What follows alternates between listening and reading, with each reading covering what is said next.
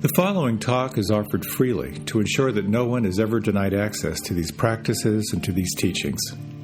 If you feel inspired to make a donation to support this offering, you can go to my website at jonathanfoust.com. While you're there, you can also sign up for a monthly newsletter designed to support you in your practice. Thank you and enjoy.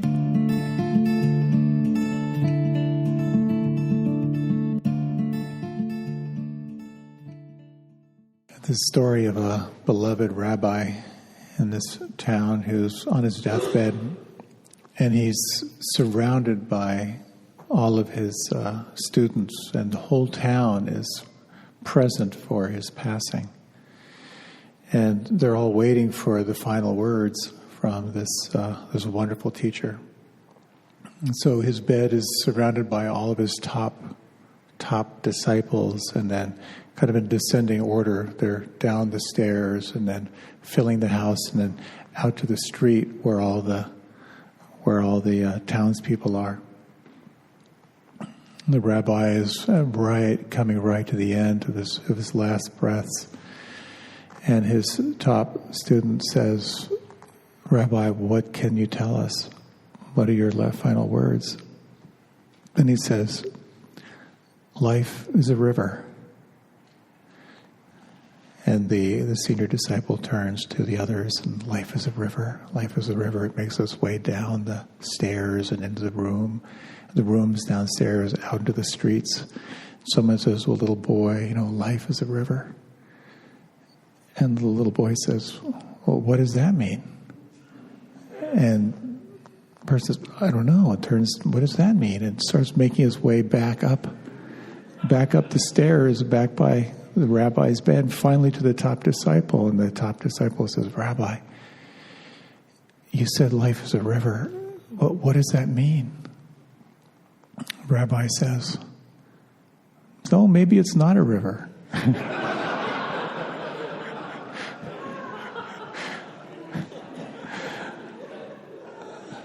one of my dad's favorite jokes.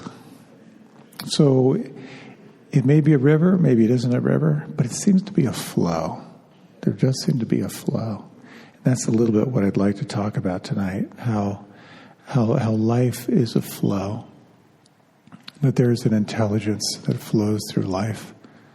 I'd like to talk a little bit from the kind of the yoga philosophy, a little bit from the Buddhist philosophy on that, and how that energy shows up in our lives as waves. And just waves of sensation and mood and thought come through. And how quite often we stop or we resist the natural waves that are flowing through. I'll talk a little bit about how to ride the waves when they come through your life experience. And then to talk a little bit about, well, is there anything beyond just waves? And what is it that's beyond the waves? For many, many years when I lived in an ashram, I supervised fasting programs. People would come for a week, and they would either go on to like a mono diet of like greens and rice, or they would do juices and vegetable broth, and go through a whole week of kind of rest and being in that process. And there was so much healing that would occur through basically slowing down what you eat and deep rest and yoga, meditation, paying attention and so forth. But inevitably people would go through these healing crises. Their skin would break out for a couple of days, or they'd have really, really bad breath for a couple of days, or aches and pains would show up and then magically disappear. And a lot of this is simply when the body has time to rest, it can begin to kind of throw off what it doesn't need. There's a whole very powerful cleansing process that occurs when you engage into fasting. And you've read about fasting, and the intermittent fasting is kind of the rage of just by taking time to give it time to rest. It can go through a very, very deep healing processes sometimes. So I was very into fasting, and for many, many months I actually lived in a living foods community.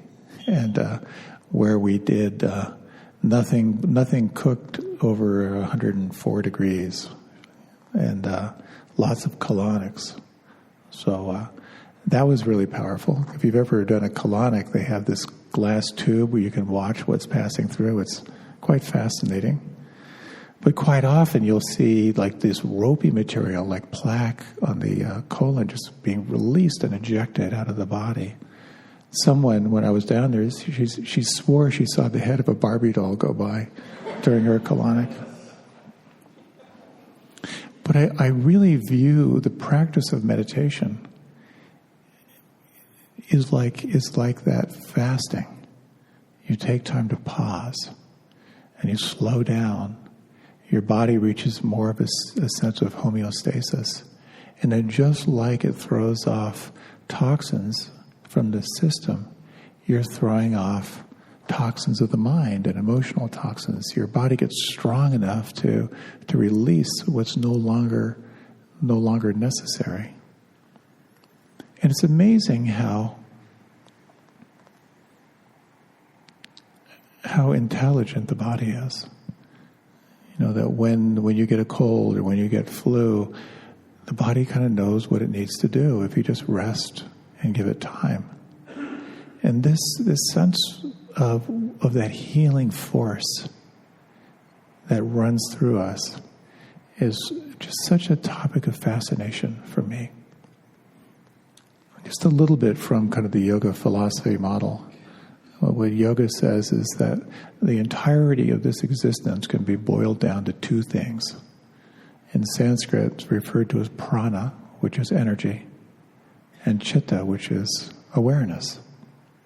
And all we're doing is trying to balance prana and chitta.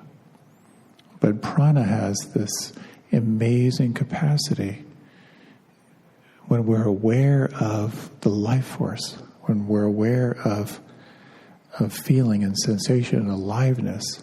When we connect with that, generally we feel more alive, we feel more present.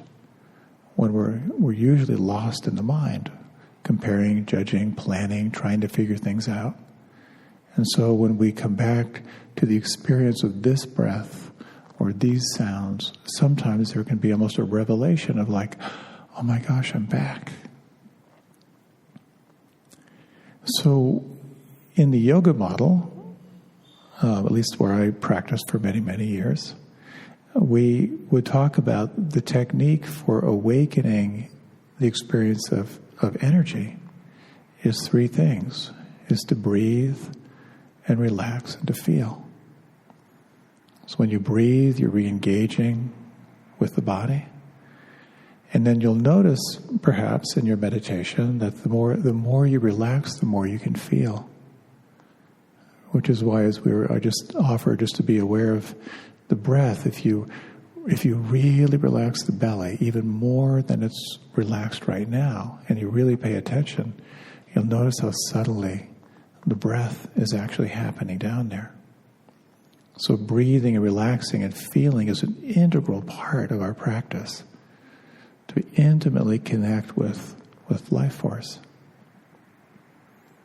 But we can be intimately connected to the life force, and if we just do that, then we're just sort of like a sailboat without a rudder. And what we need is to pay attention. So the other side of it is to watch, like be the witness of what's happening. And in a sense, if you can allow it, give it room to move. And when we can do that, it gets very, very interesting. Because the more sensitized you become to energy and feeling and moment-to-moment aliveness in the body, the more you become aware of all the fluctuations that are happening. The more you begin to realize that in the aliveness of here and now, you are constantly experiencing and reacting all the time. So how much is actually happening in the moment? There's a really interesting book, hardcore book, if you're interested, called Mastering the Core Teachings of the Buddha, where he talks about noticings per moment. Like how many noticings per moment can you actually have? And I think at one point, this is Daniel Ingram, I said, you want to aim for, I think it was like, was it 10 noticings per second? Like how much can you break down 1 second in your awareness? It's a fascinating thing. But if you just try it on for a moment, if you like, just to close the eyes. This will be just for a minute or two. Where do you feel the breath right now?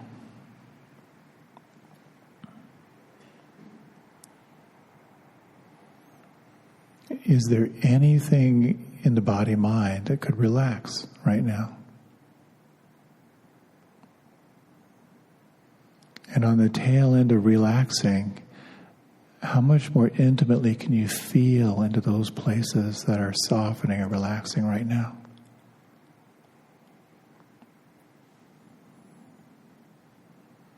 And can you feel or sense how the more you soften the body, the more access you have to energy and feeling?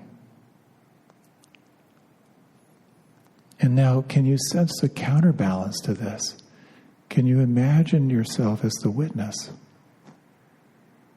observing without judgment, and allowing this moment to be just as it is? How much can you notice over the next few moments?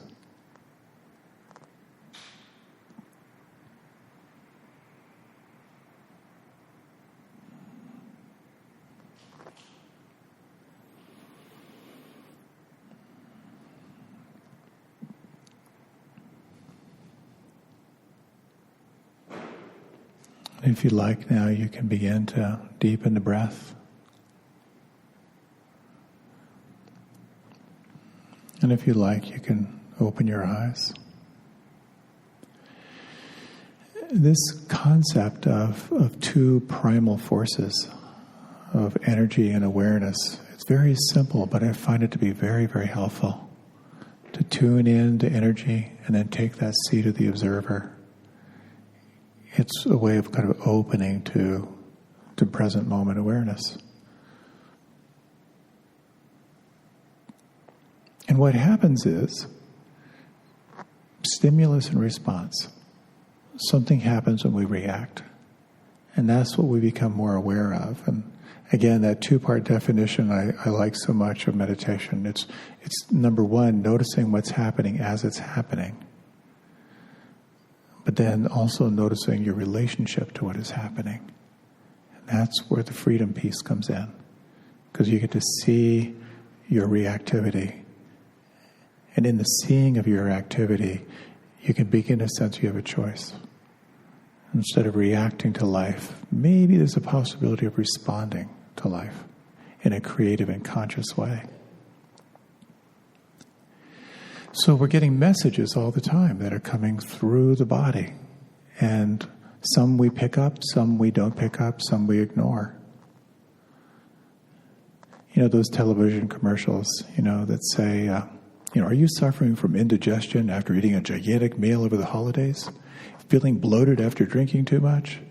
Take our new improved knock-me-out medicine to make those symptoms go away. I've always been waiting for a commercial that would say, are you suffering from indigestion after eating a gigantic meal over the holidays? Feel bloated after drinking too much? Try not to do that next time.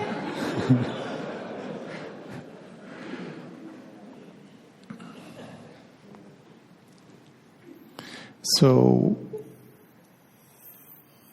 many signals come through the body. Some we receive, some we reject. And there are so many interesting stories of people who have these symptoms of illness that they ignore, only to find years and years later, because they ignored it, it's now full-blown.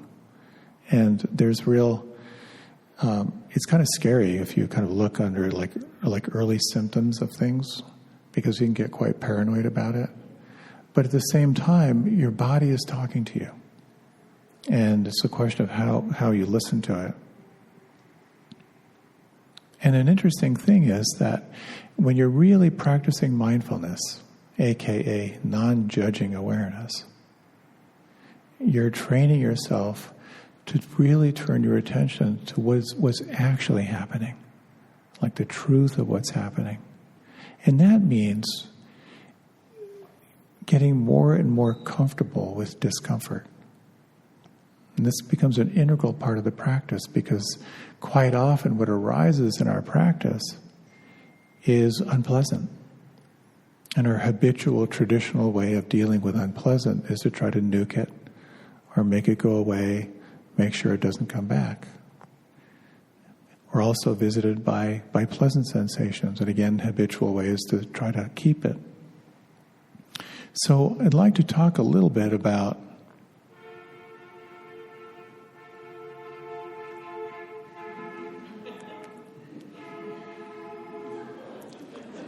it's really important, whatever they're doing.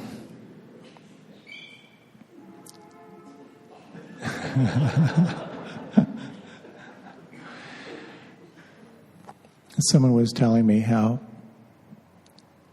they were in a store and waiting in line, and they just they turned their attention, to look at something over there, and someone cut in right in front of them, and they felt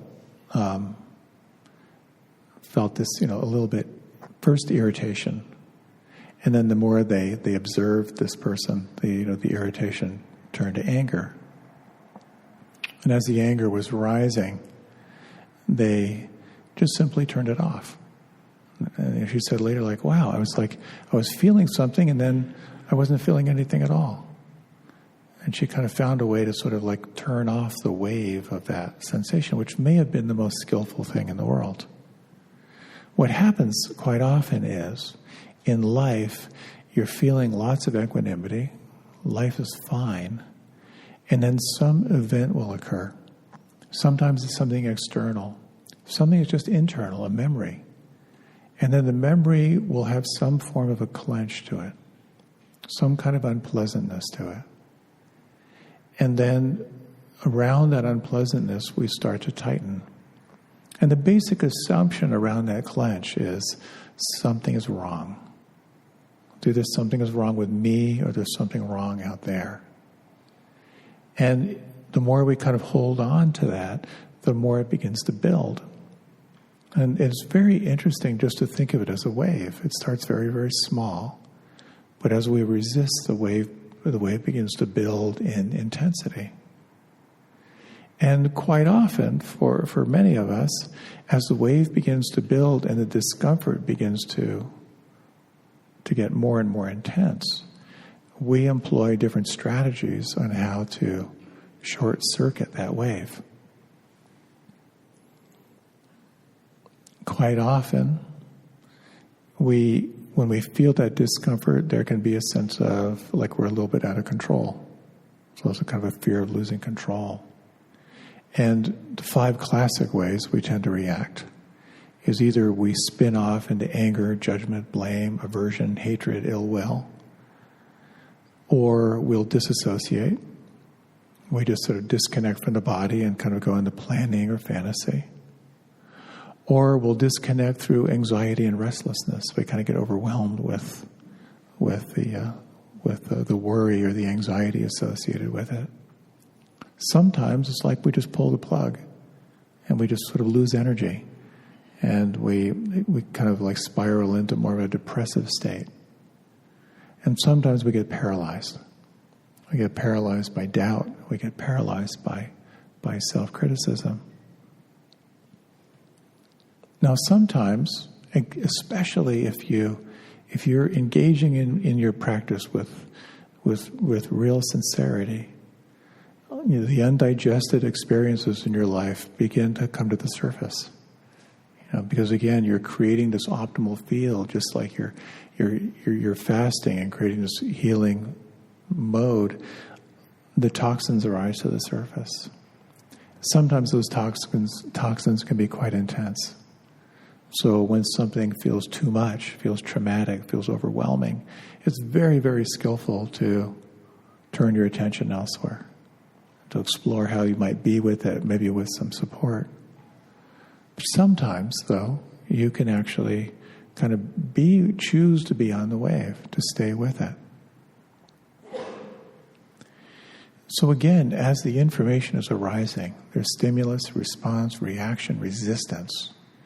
You become more and more aware of the feeling tone of it. We've talked before about Vedana, which is the feeling tone of your internal experience, either being pleasant, unpleasant, or neutral. And then the reactivity to that unpleasantness. Sometimes it's possible to ride that wave, and I'd like to tell a little story, quite a personal one and quite a recent one. Always seems that when I have a topic, to talk about, I'm visited by something that gives me something to talk about. Last week, my wife and I had our date night, and we pretty much do the same thing. We go for a kind of a nighttime hike. And as we were just sort of hanging out in this meadow where we like to go, it just struck me. And actually, kind of, here's how the mechanism worked. We were just in silence. And my wife's been feeling really good recently, been really, really healthy. And so I was thinking about how great it was to see her really, really healthy, which then, of course, led to the memories of when she wasn't so healthy. And the times when her health was so precarious that I was really aware of just her mortality.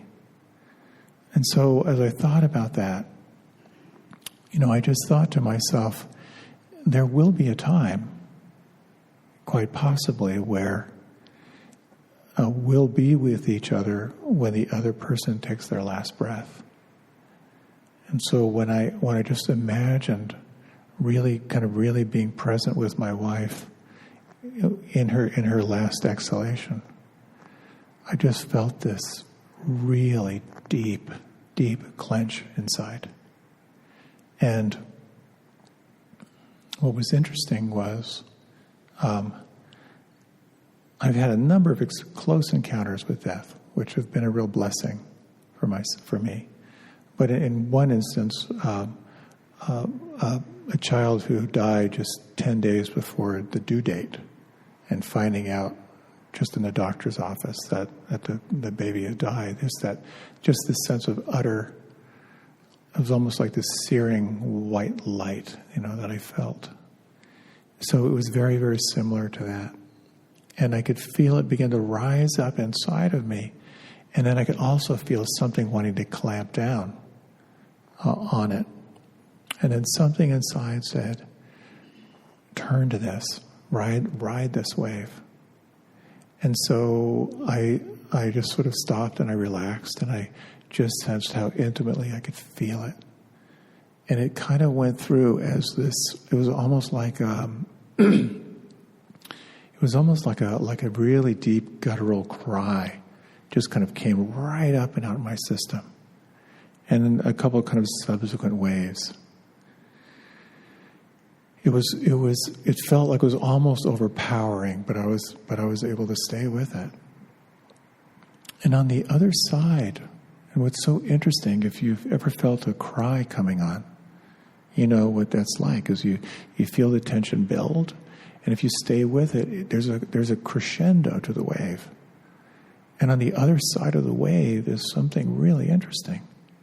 It can be as simple as when you cry in response to something, you just feel a release. It can feel like a weather system move through.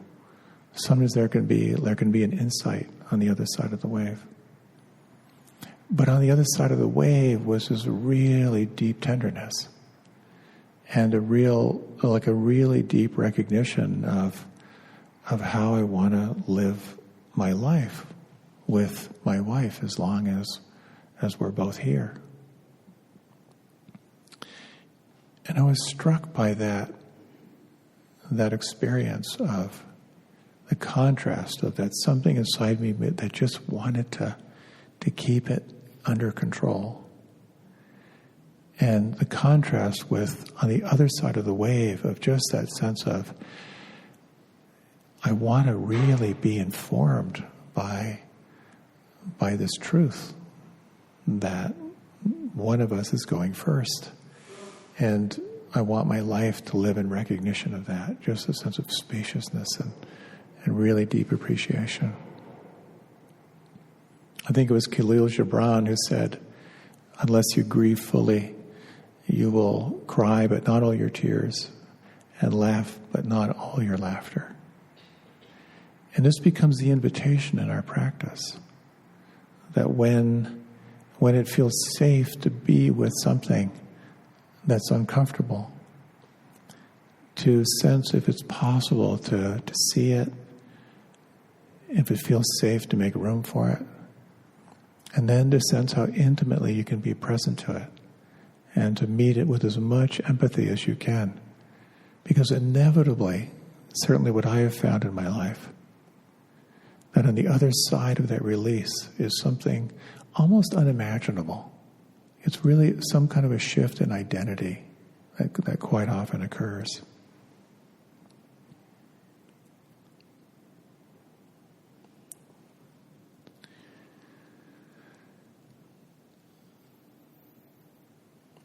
It's an interesting thing. The neuroscientist Jill Bolte-Taylor's memoir, My Stroke of Insight, she says that the physiological lifespan of an emotion in the body and brain is 90 seconds. The sensations, adrenaline, heat in the face, tightness in the throat, rapid heartbeat, arise, peak, and dissipate on their own. 90 seconds. And what I've noticed for myself is I've had strong emotions. I've managed to extend that 90 seconds into about 45 years.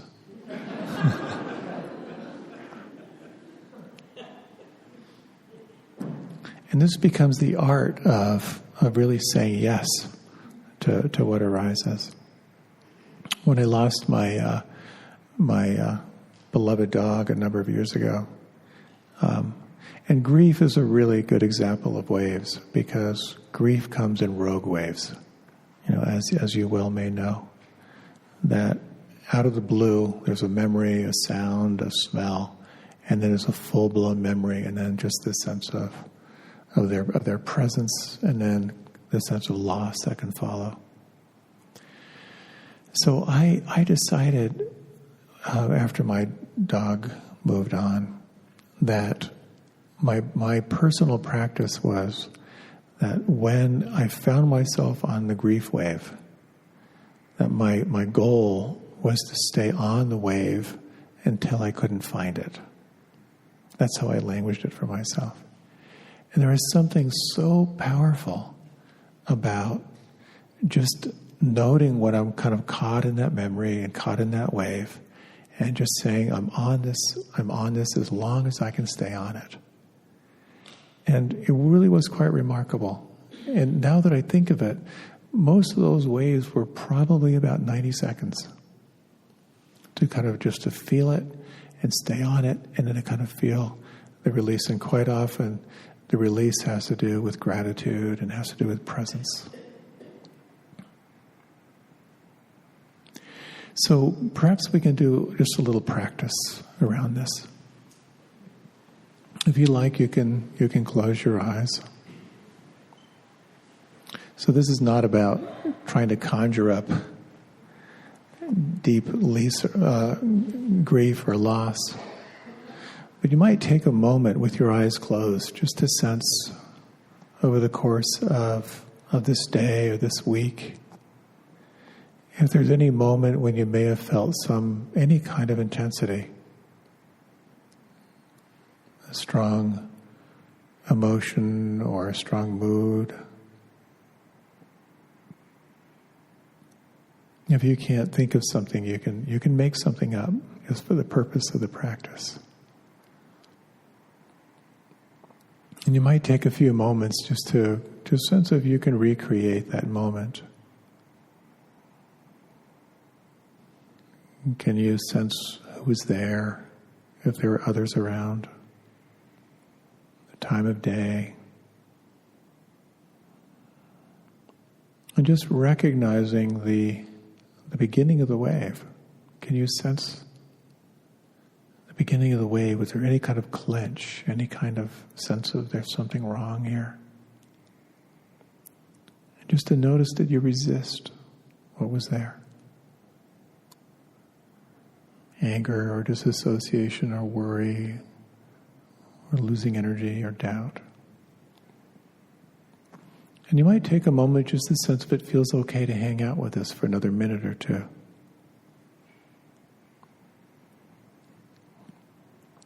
If you were to allow that wave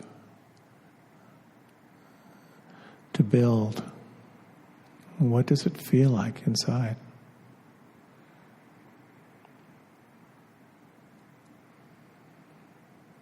Is there a sense of how it wants you to be with it right now, or what it needs?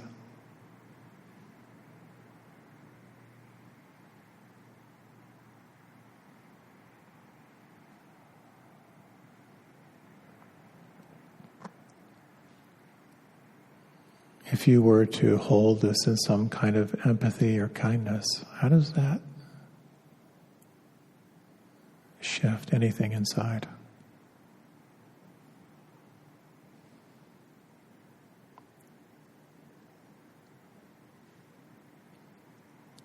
And can you imagine what's on the other side of the waves of who you are as the one who is aware of what is rising and what is falling?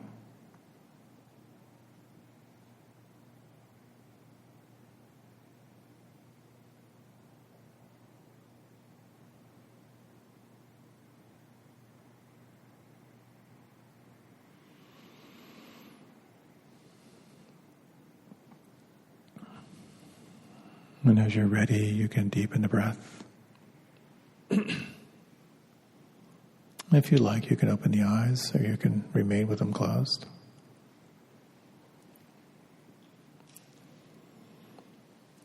So in the stream and the flow of your experience, different waves come and go.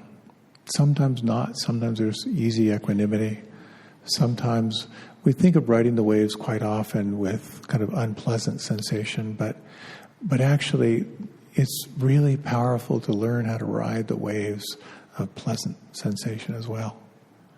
I'm going to talk in some detail about that. I'm offering a talk in a couple of weeks called How to Increase Your Bliss Toleration Level.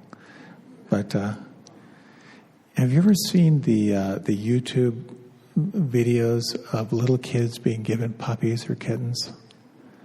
If you haven't, it's just amazing to see what it's like for kids to be given a puppy or a kitten. There's something about just the innocence of it, and quite often they just break down. They're so overwhelmed with emotion, and sometimes they're kind of like dancing in ecstatic joy. And it's kind of fun to see.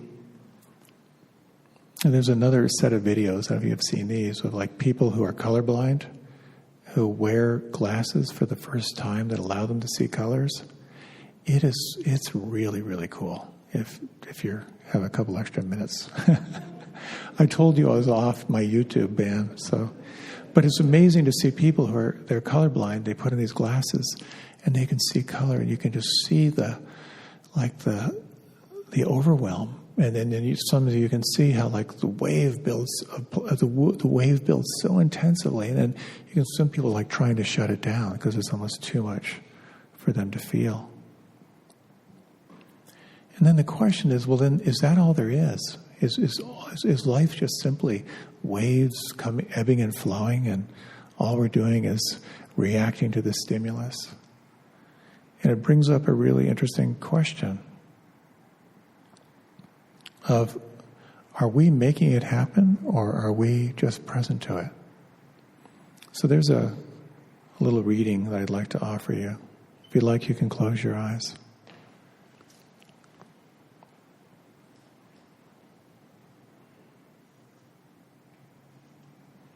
This has to do with the nature of the self. We quite often identify with the self who is the one who is doing, the one who is accomplishing, and the one who's making it happen.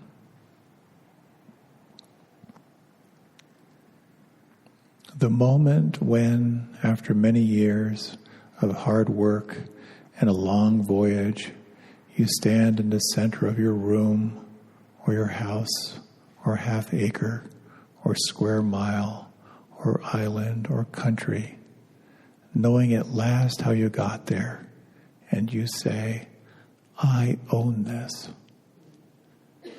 is the same moment when the trees unloose their soft arms from around you. The birds take back their language. The cliffs fissure and collapse. The air moves back from you like a wave and you can't breathe. No, they whisper, you own nothing. You were a visitor, time after time, climbing the hill, planting the flag, proclaiming, we never belonged to you. You never found us. It was always the other way around.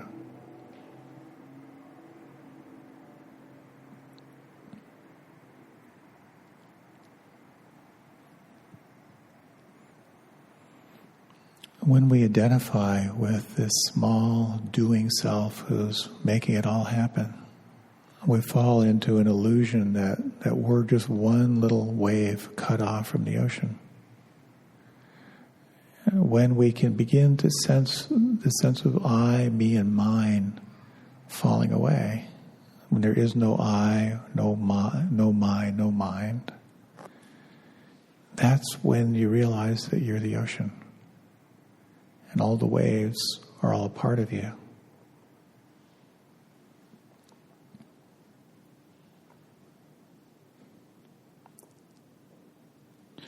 So it's about remembering that this human form, this human life, is made up of energy.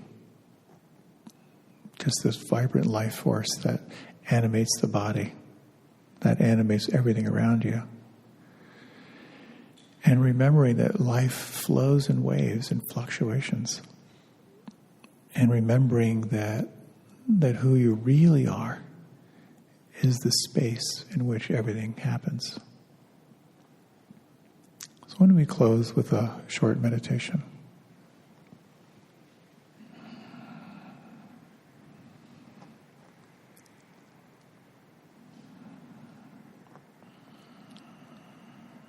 In your own way, you might just feel the breath.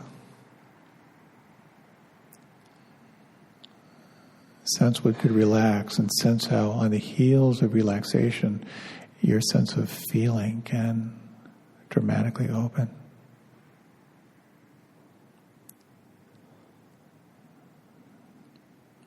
And you might sense the seat of the witness, your capacity to observe without judgment.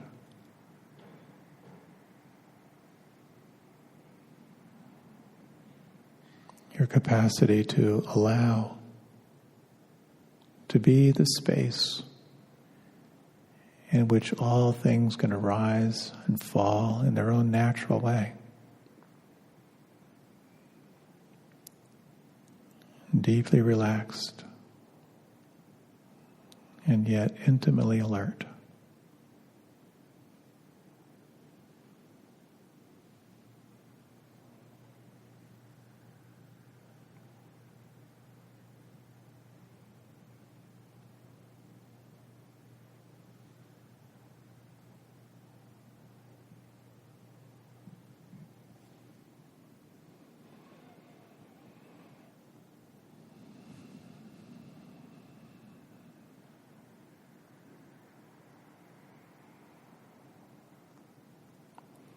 As you're ready, you can deepen the breath.